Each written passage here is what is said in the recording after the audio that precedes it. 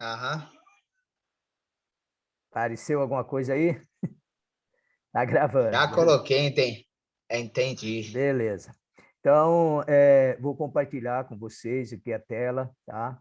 Começando aqui eu vou apresentar alguns slides aqui onde eu coloquei o, o tema que a gente vai estar comentando, beleza? Eu não sei, como vocês estão no celular, É. provavelmente fica bem pequeno para vocês, mas, Não, tá bom. né? Para mim Mas ficou ótimo também, tá dando para ver perfeitamente.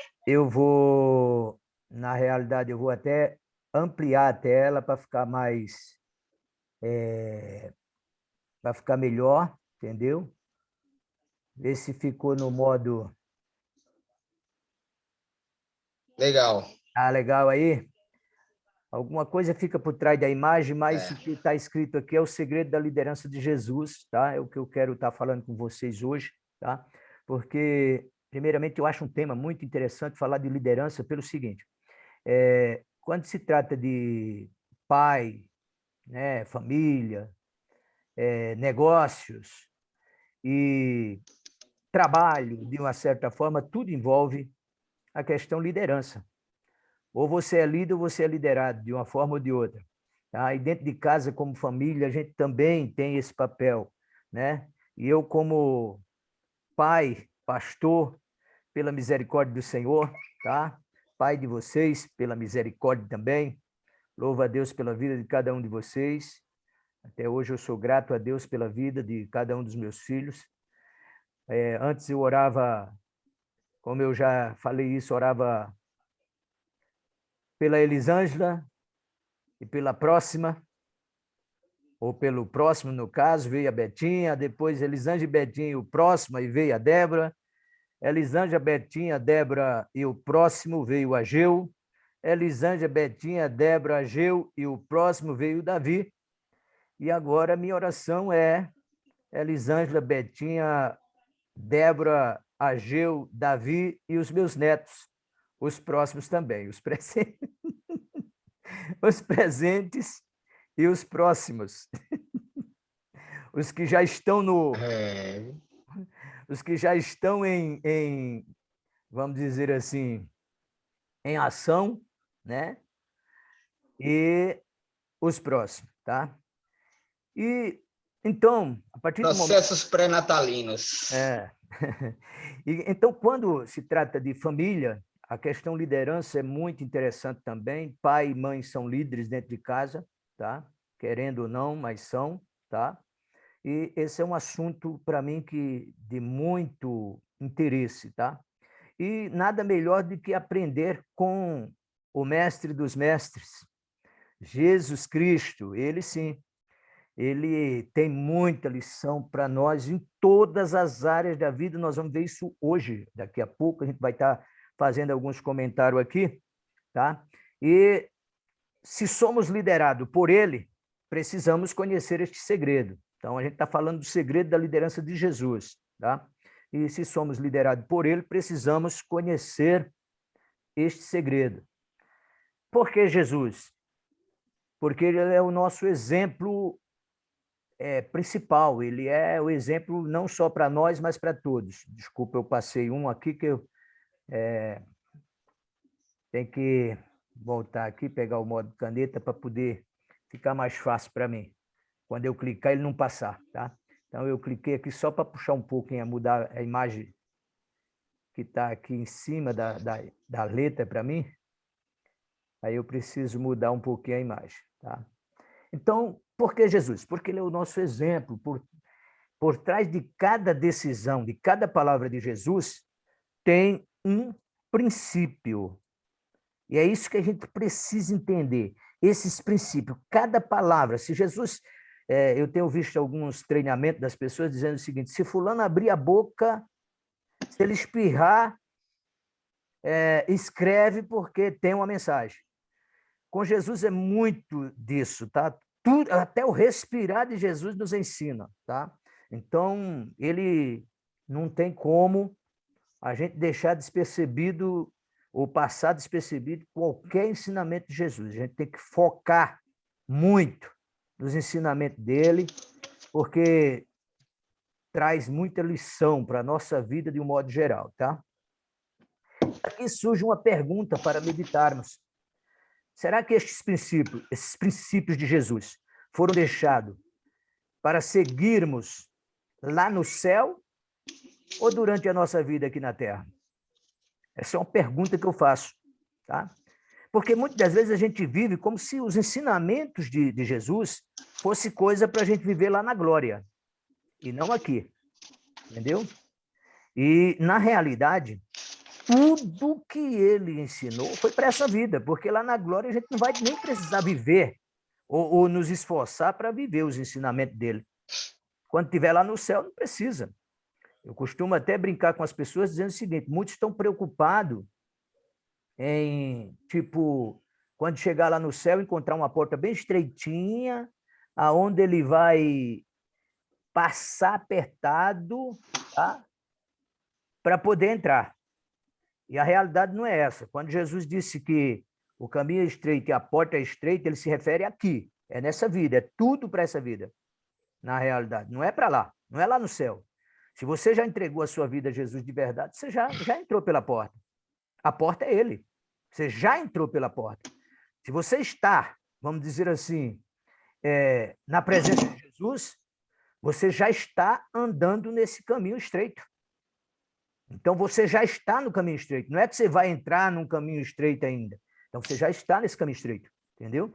Então, Exatamente. é o contrário do que muita gente está pensando. Não, é porque quando chegar lá, está pensando o quê? Lá a porta é estreita. Não, a porta é estreita aqui. Aqui. Se você conseguiu entrar pela porta estreita, já entrou pela essa porta estreita, já está firme com Jesus, você já está no caminho. Tá? Davi, desliga seu microfone que está interrompendo aí, está mudando a sala toda hora. Isso, beleza, Davi. Aí, o que acontece? Você já está no caminho estreito, beleza? Então, aí a pergunta, será que isso é para a gente seguir aqui os ensinamentos de Jesus ou é quando for lá para a glória, na realidade? Então, com certeza, é nessa vida terrena. Estes princípios devem ser usados em todas as áreas da nossa vida. Os princípios que Jesus nos ensina é para ser seguido em todas as áreas da nossa vida, começando na família, tá? Nosso primeiro ponto de relacionamento com Jesus, tá? Ou melhor, nosso primeiro ponto de relacionamento na vida é com a família, entendeu? Os seus primeiros relacionamentos foram com seus pais, foram comigo, com tua mãe, no caso, e com seus irmãos, quer dizer, na família, nosso primeiro relacionamento. E Jesus tem um zelo muito grande pela família. Não é por acaso que a primeira manifestação de milagre aconteceu no casamento em Caná da Galileia. Isso certamente tem uma lição muito grande para nós, a importância que Deus dá na família. E é interessante, eu sei que vocês já ouviram alguma mensagem desse tipo, que, por exemplo, o que estava acontecendo ali naquele casamento? Que seria provavelmente um grande vexame, né? Porque acabou o vinho. E o vinho, na Bíblia, demonstra alegria, no caso. Tá? Era um fator de alegria. Tá? E ali acabou o vinho, quer dizer, de uma certa forma, naquele casamento, naquele momento, estava acabando aquilo que trazia alegria no casamento, principalmente na festa, naquele momento. E Jesus, então, transforma a água em vinho, como a gente sabe da história, né? Trazendo, quer dizer, fazendo com que aquela alegria não acabasse. Então, o casamento é isso, a família é isso, é a nossa alegria. Tá? Às vezes as pessoas atualmente têm banalizado, na realidade, o relacionamento familiar e coisa e tal, porém é uma coisa para a gente trabalhar, pensar muito bem. Lá em Timóteo, o apóstolo Paulo diz o seguinte, que nós não podemos ser um bom obreiro se a gente não cuidar primeiramente da nossa família, entendeu? Então, muito bacana isso, a questão da família, tá? E Jesus, os ensinamentos de Jesus está voltado para isso, questão família, tá? E esse princípio de Jesus também precisa ser usado no nosso trabalho também. É o local onde nós buscamos nosso pão de cada dia e a Bíblia, vamos dizer assim, fala a respeito disso como um local de bênção também. É uma bênção para a nossa vida. Principalmente hoje em dia é um problema você não ter um trabalho, não ter, entendeu? Eu agradeço a Deus até pelo meu trabalho que eu faço hoje, vamos dizer assim, com relação aos produtos que eu trabalho, porque, de uma certa forma, principalmente no meu caso, que fica um pouco mais isolado, eu e tua mãe aqui, no caso, tá? Isso tem, de uma certa forma, me abençoado muito, não só na questão financeira, tá?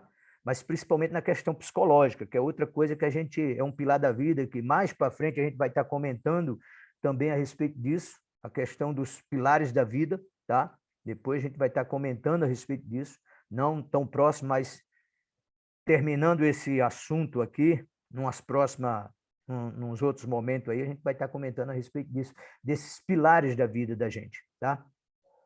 Então, o nosso trabalho é de suma importância. Ficar desempregado, na realidade, é uma tristeza tremenda, porque vêm os problemas, não só a falta de trabalho, mas a falta de dinheiro que isso causa, né? E no nosso negócio também, a gente precisa desses princípios de Jesus, por incrível que pareça. As pessoas pensam que não, que prosperidade para muitos, né, é como se fosse um pecado, né? Parece ser uma coisa desonesta, ser próspero, ser abençoado. Mas eu quero que vocês aprendam também, nós precisamos aprender também o seguinte: buscar essa prosperidade porque é uma bênção do Senhor. Nós precisamos aprender isso. Como? De que maneira? De maneira honesta, de maneira certa, tá? Existe essa bênção de Deus na prosperidade, porém de uma forma certa, de uma forma correta. Não adianta a gente querer, vamos dizer assim, prosperar também a qualquer custo, de qualquer maneira. Não. Mas se for de uma maneira correta, Deus abençoa, Deus abre as portas para a gente prosperar, né? Onde precisamos ser honestos, né, nessa questão da prosperidade. E às vezes parece que quando se fala de prosperidade, estamos falando de algo, né, que é um tremendo um pecado. Porém, a Bíblia fala muito mais. Olha esse princípio aqui, isso aqui é interessante a gente saber, tá?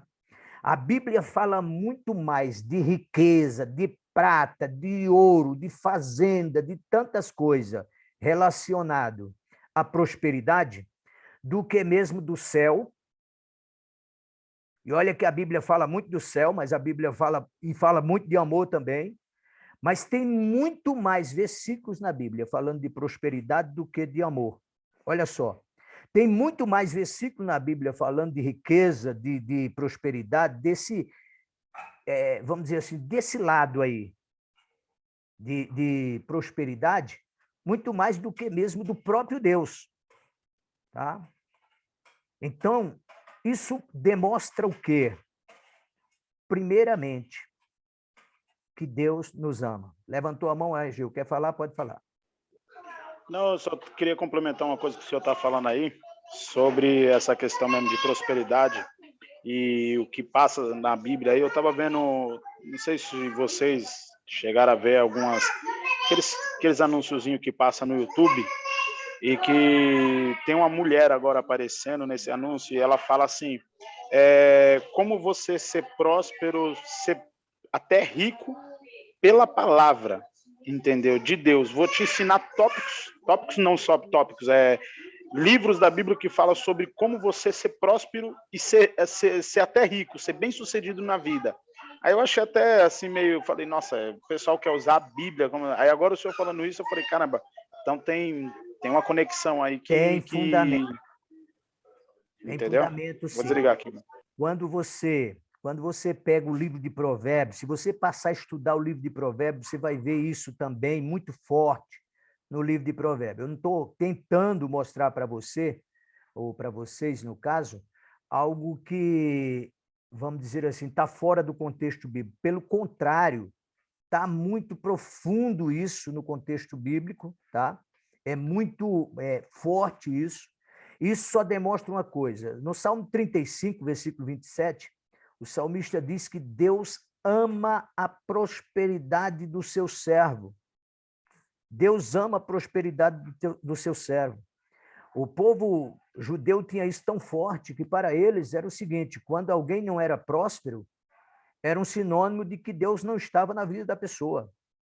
É lógico que isso vamos dizer assim, forçar um pouco a barra, tá?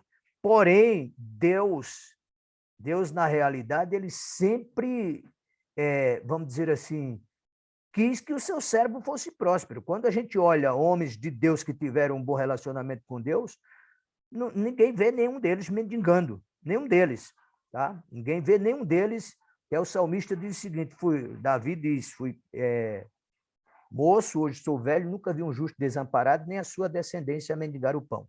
Então, o que eu quero que vocês entendam é que esse princípio ele é muito forte na Bíblia, tá? Eu não estou dizendo que é pecado também ser pobre, não. Mas quando a Bíblia diz que é melhor dar do que receber, a Bíblia está dizendo o seguinte, que quem dá é porque tem, entendeu? Quem recebe é porque precisa. Você não precisa estar dando para o Silvio, vamos dizer, chegar com um monte de dinheiro e dar para o Silvio Santos. O cara já tem demais, entendeu? Você não precisa dar dinheiro para ajudar, vamos dizer assim, um Bill Gates, entendeu? Mas tem pessoas, é uma visão que a gente precisa ter também, que o ter dinheiro também, que depois a gente vai entrar nesse detalhe, o ter dinheiro também envolve, vamos dizer assim, a questão de pensamento de ajudar o próximo, né? Isso a gente vai ver mais adiante nesse mesmo treinamento, não hoje, tá? Num outro dia a gente vai estar falando a respeito disso, beleza?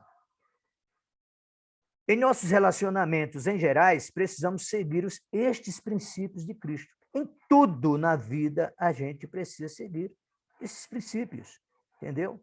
E vamos dizer assim, se há uma coisa que deprime as pessoas, vamos dizer assim, é justamente a falta de dinheiro para pagar as contas. Isso é uma coisa que traz uma forte depressão. E eu tenho analisado uma coisa, o inimigo tem trabalhado fortemente para atacar a mente das pessoas, tá? O que eles querem é isso, né? Então, eu já estou recebendo a mensagem aqui que estou correndo contra o tempo. Se caso cair a live aí, a gente volta de novo, tá bom? Mas Jesus exerce seu ministério de 3 formas. Curando, pregando e ensinando. Isso aqui é muito bacana a gente entender isso, tá? O ministério de Jesus foi exercido de 3 formas. Curando as pessoas, ajudando pessoas, tá? Era o que ele tinha. Pedro chegou a dizer, o que eu tenho, isso te dou. Em nome de Jesus, levanta e anda. Ele não tinha prata nem ouro. O paralítico estava pedindo uma ajuda financeira, né? Mas Pedro diz, não tenho prata nem ouro, que tenho isso te dou. Usou o poder para curar. Jesus, então, usava no seu ministério essas 3 formas. Curando, pregando e ensinando. E olha como isso é interessante. Multidão versus discípulo. Quando Jesus curava e pregava, quem tinha maior interesse por essas coisas? A multidão tinha maior interesse por essas coisas. Por quê? A multidão gosta de espetáculos. Preste atenção nisso, que isso é muito forte, tá? A multidão gosta de espetáculos, de shows. A mentalidade da multidão é o seguinte: o que eu vou ganhar com isso? O que ele pode fazer por mim? Quando a multidão percebe que você não tem, vamos dizer assim, não pode fazer nada por ela, você pode ter uma boa pregação, mas eles não vão te admirar, não vão te seguir. Entendeu? Então, é o que aconteceu com Jesus. Jesus pregava, a multidão pregava, mas aquela multidão que ouvia Jesus pregar, no dia da crucificação, eles estavam lá, melhor, no dia do julgamento de Jesus, eles estavam lá gritando, crucifica-o, crucifica-o, crucifica-o. Entendeu isso? Então, não se empolgue quando alguém se interessar muito pela sua pregação. Não se empolgue. Isso não é o fator mais importante. O mesmo que estão te batendo nas costas, dizendo, poxa, fulano, que pregação, que mensagem maravilhosa. Pode ter certeza de uma coisa, no dia que você tiver com problema, ele vai dizer, olha aí, tá vendo? Ele não estava pregando lá, falando a respeito disso, tá vendo? Aí ele agora tá lá, e cadê ele? Cadê a fé dele? Quer dizer, eles mesmos vão estar criticando você. Tá certo? Então, não se empolgue por isso, tá? Creio que, não, melhor, aí eu faço mais uma pergunta. Será que hoje é diferente? O pessoal vai atrás de boas pregações, entendeu? Porém, essas boas pregações, muitas das vezes, é mais aquela questão para, vamos dizer assim, dar uma levantada no ego deles. Vem porque Jesus vai fazer isso, Jesus vai fazer aquilo para a tua vida, vai te dar isso, vai te dar aquilo. E quando você muda o foco da pregação para um ensinamento que vai trazer resultados eficazes na vida deles, eles não têm interesse por isso, não. Tá? E eu vejo aí o seguinte, como eu sou uma pessoa mais de, vamos dizer assim, eu percebo isso, de gostar de ensinar as pessoas, ninguém me segue. Então, eu estou falando isso com experiência própria, tá? Ninguém me segue, ou seja, pouquíssimos, tá? Então, o que acontece? Muitos chegam até a bater no ombro e dizer, olha, poxa, pastor, eu te admiro, a pregação, a mensagem, coisa e tal, porém, entendeu? Ele viu apenas uma pregação, não vê o conteúdo, tá? Tá me ouvindo? Ó, O fato é exatamente isso. É o que muitos dizem que Jesus andou com a multidão, né? Mas, na verdade, ele só teve 12 discípulos e 2 amigos apenas. sim. A referência de ter uma multidão talvez seja pelo que você pode beneficiar elas no presente, sendo que o ensinamento ele não te beneficia no presente. Alguns te beneficiam no presente, mas automaticamente com o tempo passando, o ensinamento ele vai te beneficiando se você ficar perto de quem te ensina. Sim, Então, por isso, hoje as igrejas hoje estão superlotadas de pessoas superficiais querendo ver uma manifestação, querendo ver apenas um sinal do céu, mas ninguém é aquele termo que, se eu não me engano, foi Jacó, que vai, mas ele diz assim, antes eu fui na casa de Deus. Hoje, em termos de hoje, falando, hoje eu conheço o Deus da casa. Antes eu conheci a casa de Deus, mas hoje eu conheço o Deus da casa pelo simples fato de ter buscado conhecimento, de ter obedecido a Deus, né?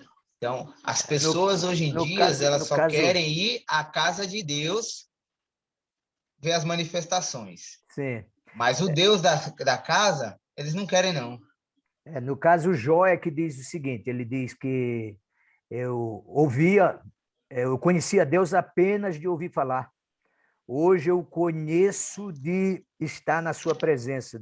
Então, essa é a diferença, entendeu? Muita gente conhece Deus apenas de ouvir falar, no momento que Deus deixar de operar. É isso que a gente vê na caminhada do povo de Israel no deserto, quando eles, na realidade, recebia milagres, tiveram multiplicação de pão, tiveram água saindo da rocha, um monte de coisa, o mar vermelho se abrindo, e de repente, eles, por qualquer coisinha, eles estavam murmurando, reclamando contra Deus. Então, esse é o papel da multidão. Não se iluda com a multidão.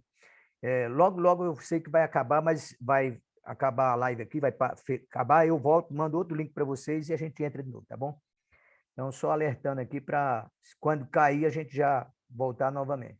Então, a pergunta que eu fiz é justamente essa. Será que hoje é diferente? Não, creio que não. Se você não tem para oferecer à multidão o que a multidão quer na realidade, com certeza você vai perder seguidores, tá?